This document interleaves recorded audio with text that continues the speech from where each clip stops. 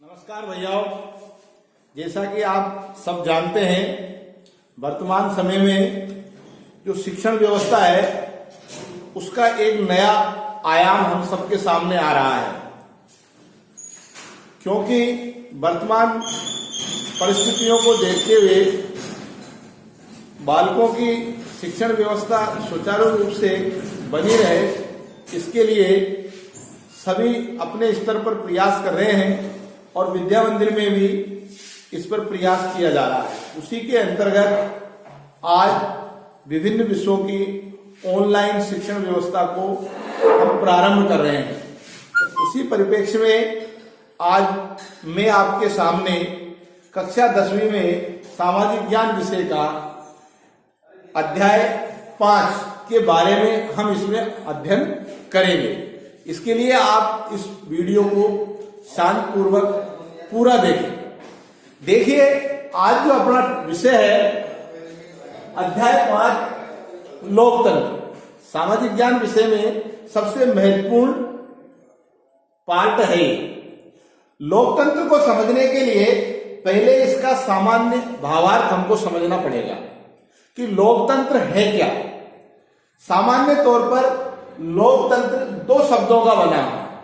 लोक यानी लोग, तंत्र यानी शासन, लोगों का शासन, जनता का शासन। अब ये जनता का शासन तो है, लेकिन किस प्रकार है, इसको विस्तृत परिप्रेक्ष्य में समझने के लिए हमको इसके विभिन्न भागों को समझना पड़ेगा।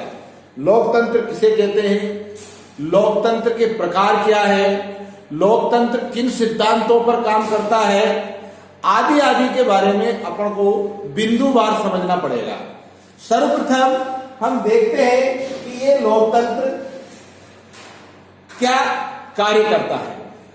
तो शासन के विभिन्न रूपों में से एक प्रणाली का नाम है लोकतंत्र। दुनिया के जितने भी देश हैं उन सभी देशों में जो शासन व्यवस्था संचालित है, अलग अलग देशों में अलग अलग प्रकार की तरीके से शासन किया जाता है।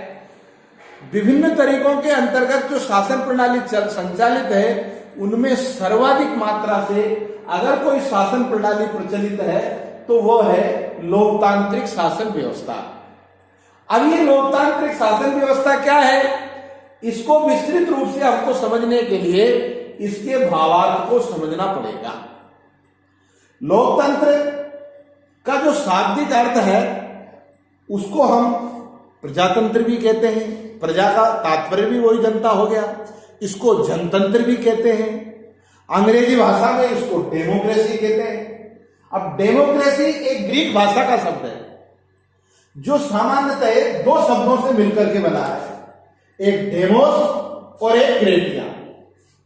इन दोनों का संयोग से डेमोक्रेसी बना है, जिसका शाब्दिक अर्थ हो जाता है जनता की शक्ति, जनता के पावर, जनता के अधिकार। तो लोकतंत्र में सर्वाधिक जो शक्तिशाली केंद्र होता है वो होती है जनता। और इसी परिप्रेक्ष्य में अपन देखते हैं कि भारत जैसे देश के अंदर जो शासन प्रणाली संचालित है वो एक लोकतांत्रिक शासन प्रणाली है। और दुनिया के सभी देशों के अंदर संचालित लोकतांत्रिक व्यवस्था के अंतर्गत सर्वश्रेष्ठ रूप से जो शासन किया जा रहा है वो भारतीय शासन व्यवस्था को माना भी गया है, जिसके अंतर्गत अमेरिका के पूर्व राष्ट्रपति डॉक्टर अब्राहम लिंकन कहते हैं कि लोकतंत्र को कैसे उन्होंने समझाया। वो कहते हैं कि जनता के लिए और जनता के द्वारा जो शासन संचालित होता है वह लोकतंत्र है। जनता के लिए और जनता द्वारा। अब इसमें सामान्य रूप से तीनों जगह जनता शब्द आया है। इसके आधार पर हम कह सकते हैं कि लोकतंत्र के अंतर्गत सर्वाधिक जो महत्वपूर्ण पहलू है वो है जनता। यहां पर हमको जनता समझना पड़ेगा। इसलिए इस पूरे पाठ के अंदर लोकतंत्र के अंतर्गत जब भी शब्द आएगा उसको हमको जनता मानना पड़ेगा। और सामूहिक तंत्र के रूप में ये शासन व्यवस्था संचालित होती है। इसी परिप्रेक्ष्य में आगे अपन इसमें पढ़ेंगे कि लोकतंत्र के विभिन्न रूप, लोकतंत्र के विभिन्न प्रकार, कितने प्रकार का लोकतंत्र होता है। उसमें राजनीतिक लोकतंत्र भी है, आर्थिक लोकतंत्र भी है, सामाजिक लोकतंत्र भी है, नैतिक लोकतंत्र भी है। अब इसमें अपन बिंदुवार एक एक के बारे में अध्ययन करेंगे। अतः लोकतंत्र के वास्तविक रूप को समझने के लिए हमको इसकी विभिन्न अवधारणा एवं रूपों को समझना पड़ेगा। आइए अब हम लोकतंत्र के विभिन्न प्रचलित रूपों के बारे में समझने का प्रयास करते हैं। सामान्य तौर पर आधुनिक काल में लोकतंत्र के विभिन्न रूपों से एवं उनसे जो अवधारणाएं दुनिया में प्रचलित है उनमें मुख्य रूप से कुछ इस प्रकार से है,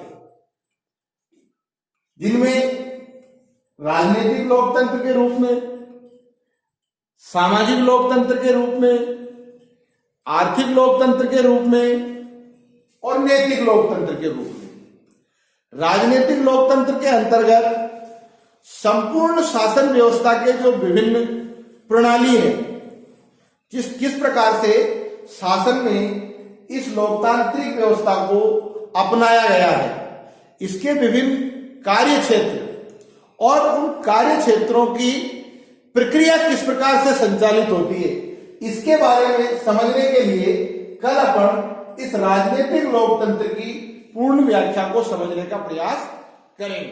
धन्यवाद।